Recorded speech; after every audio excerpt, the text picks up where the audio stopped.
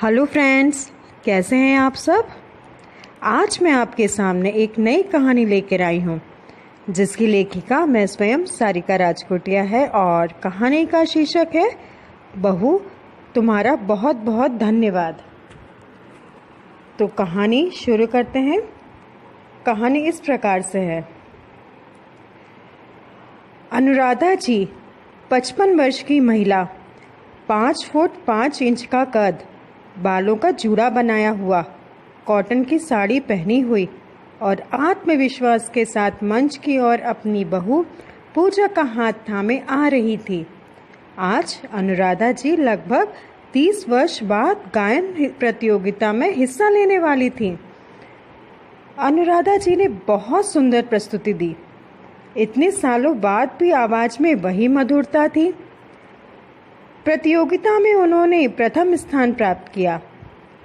अनुराधा जी ने पुरस्कार लेते हुए सबका अभिवादन किया और खास तौर पर उन्होंने अपनी बहू पूजा का धन्यवाद किया।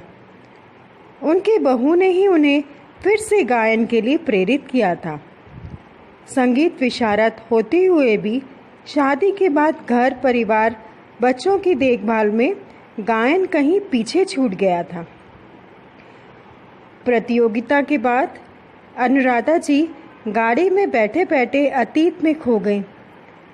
अनुराधा जी सुंदर, सुशील, पढ़ी लिखी संगीत विशारद थी। उनकी इन्हीं विशेषताओं से प्रभावित होकर आलोक जी ने उनके सामने शादी का प्रस्ताव रखा था। शादी के बाद 4 सालों में 2 बच्चे हुए और बच्चों को आया के भरोसे ना रखकर उनकी परवरिश के लिए कॉलेज में संगीत गुरु की नौकरी छोड़ दी। पति भी यही चाहते थे। इसी तरह समय बीतता गया। अब उनमें आत्मविश्वास ही नहीं रह गया था कुछ करने के लिए।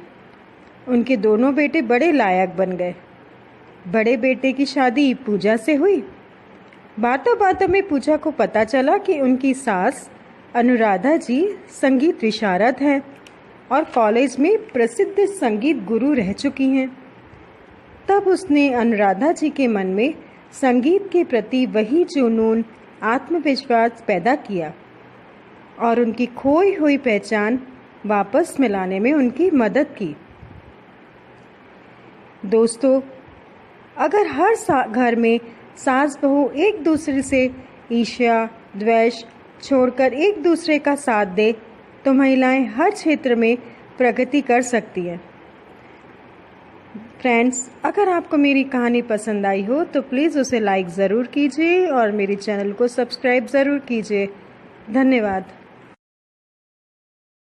फ्रेंड्स, अगर आपने अभी तक मेरे चैनल को सब्सक्राइब नहीं किया है तो पहले चैनल को सब्सक्राइब ज़रूर करें। इस चैनल में आपको मिलेंगी मेरे द्वारा लिखी गई कहानियाँ, आर्टिकल और कभी टेस्टी और हेल्दी डिश की रेसिपीज़।